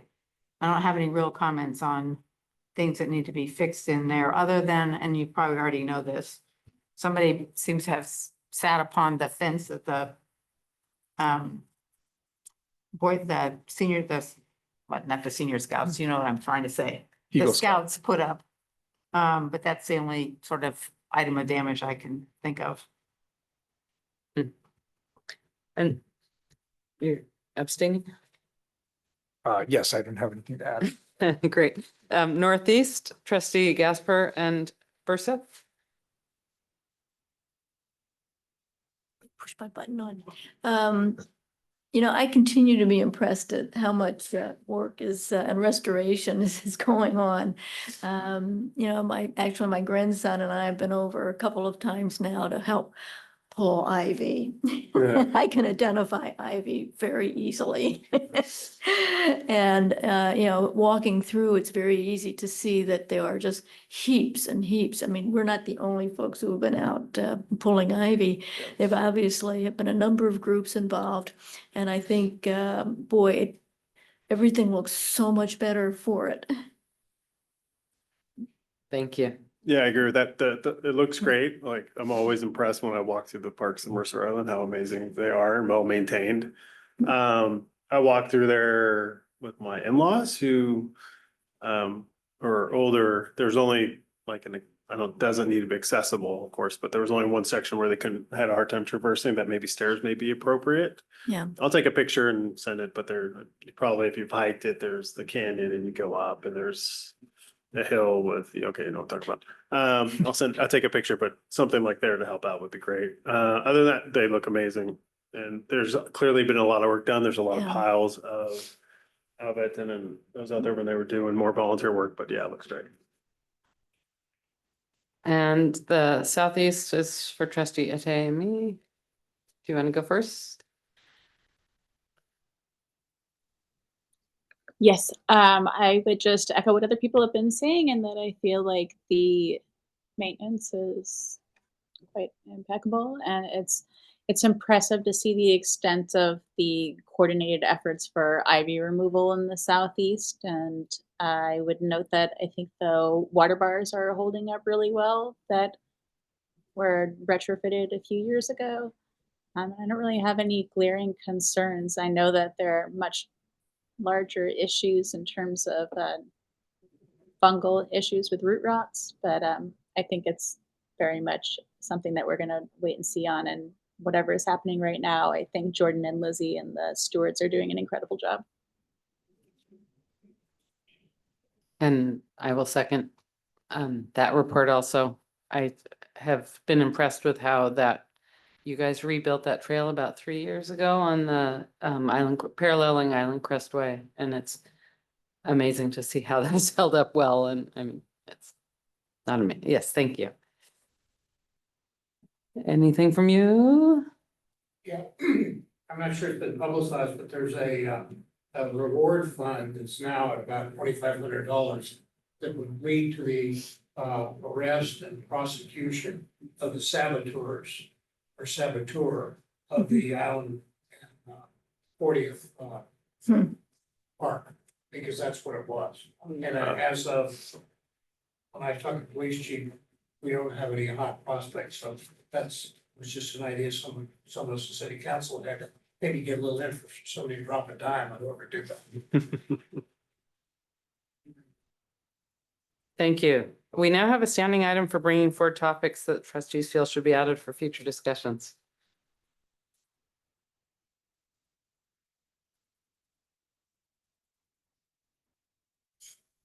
We already discussed the idea of going for a walk this fall, so that's great. So I will bring up, at the last meeting, you assigned an ad hoc committee of myself, Yes. Hillary, and Oh, yes. Carolyn. We assigned among ourselves responsibilities, and I am going to be working on sort of a history section. Carolyn, you are working on, I've got birds and mammals. and Hillary has the vegetative element of the educational program. I would say I would suggest putting on the January schedule a sort of more involved discussion, and we can bring you up to date on where we have progressed That sounds fair. and talk about it. Yep. Thank you. That's a great update. In the question, Yes, please. in the January, is that where we discuss the annual plan or where does that occur? Yeah. Okay, so that'll be topic of discussion on the agenda. Yeah, if there, it's both a work, looking back and looking forward. So, we usually get a draft of the report that we're presenting and anything that we want to have on the next 2025 work plan. So if we among ourselves tonight have anything we want to make sure staff includes, that'd be a good time to mention it. But they've been very good in the past.